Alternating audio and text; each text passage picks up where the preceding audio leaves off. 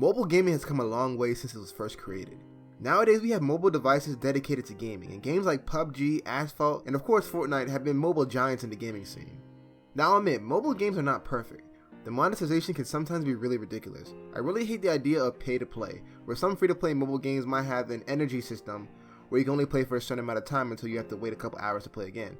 Of course, this system can be bypassed by spending real world money, but it really kills the joy of most of these games, which is why I don't really play mobile games anymore. But of course, this video isn't about the downfall of mobile gaming. We could talk about that in another video, but today we're going to talk about one of the biggest giants in the mobile industry, Apple, and possibly why or why not they might have a monopoly on the mobile gaming industry.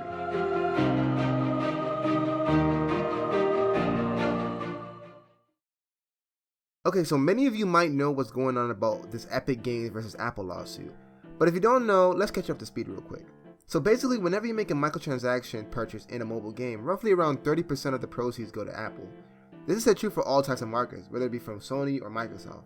However, Epic Games created a new system where instead of buying the microtransaction from Apple, you'll be able to purchase them directly from their Epic store. Okay, here's how it worked. So Epic had V-Bucks on sale where you can get, I believe, was 20% off of all their V-Bucks. But when you went to check out, there were two options. One said buy from Apple, which is marked as full price, while the other said buy from Epic, which is marked at a discounted price.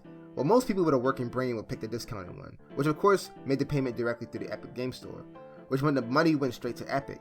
This of course violates Apple's terms of service, so Apple retaliated and completely took Fortnite off their store. Now they did the same thing for the Google Play Store, and Google also removed Fortnite, but that's a little different, and we'll get to that later. So literally within a few hours after we saw Fortnite being removed from the App Store, Epic Games filed a lawsuit and released a little Fortnite animation calling out Apple. And to be honest, it kinda seemed planned. Like Epic knew what they were doing when they made a discounted payment option on Fortnite.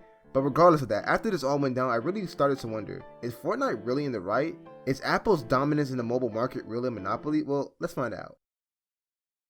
So, about 45% of people who own smartphones have an iPhone. Of course, the other percent is Android users. So not selling your mobile apps on the Apple Store leaves you out on a huge chunk of the mobile market.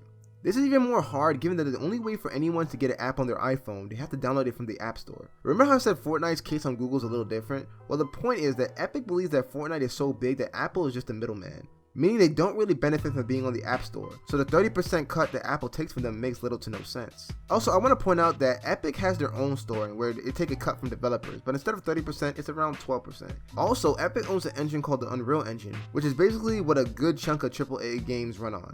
And the engine is actually free to use, and they only take out a percentage of your revenue once your game makes a certain amount of money. So when Epic says that they're doing this for the consumers and the developers, I can kinda understand given the low percentages they take from people using their products. But it's Google where they lost me, because unlike Apple, you don't have to get your apps from the Google Play Store. You can literally download Fortnite from Epic's website themselves, or other app stores on your Google device. So personally, I don't think they have a strong enough argument for Google. Now jumping back to the point of a monopoly with Apple, I can see why many people might think Apple has a monopoly on their end. Think about it, almost half the people in the world own an Apple device, and the only way to get an app on their devices has to be through the App Store. So if a developer has an issue with Apple's terms of service, well, they're just pissed out of luck because there's no alternative. Now there are ways to get apps onto your iPhone without the App Store, but however, Apple goes out their way to make sure you can't do that. Sometimes when you download these apps, whenever Apple gets an update, it renders these apps useless. I personally don't see this as a monopoly, but however, I can understand how unethical it is. Apple has terms of service, and one of these terms states that Apple must receive 30% of revenue generated from in-app purchases. So they're kinda in their right to remove all and any apps that violate the terms, no matter how big the company is. I personally think that maybe Apple could decrease the percentages once the app gets big enough, but I doubt that because they could possibly lose out on a lot of money. I personally don't see this as any different from how Sony and Microsoft operate. If you want to sell your games, DLC, and add-ons onto the store, you must abide to the terms of service. And if any developer, no matter the size, did something that Epic did, I wouldn't be surprised if Sony and Microsoft gave them the same treatment. Now, one last point I do want to bring up is, what if Epic wins? Now let's say Epic won and Apple decreased the percentage amount they take from developers. I think we as consumers might see a big change. I think we might see a decrease in in-app purchases as competition increases. Think about it. If developers are making more money, it gives them more room to decrease the cost of their microtransactions. So we probably won't see as much pay-to-play free mobile games. Because if these companies don't adjust the prices or tactics and keep them the same, other companies will just make the same product and just reduce or get rid of prices and just take all the potential customers. Competition makes life for consumers a lot better, because it pushes companies to innovate and create better ways to please their current customers, unlike a certain company we know. Getting back to the point, in all honesty, I don't see Fortnite winning, and even though I hate to admit it, Apple is in the right. Although I can clearly acknowledge how unethical Apple treats mobile developers, where they don't have a choice but to abide by Apple's rules if they want to make any amount of money, but there's not really much to say about the situation. You broke the terms of service, therefore your game gets released.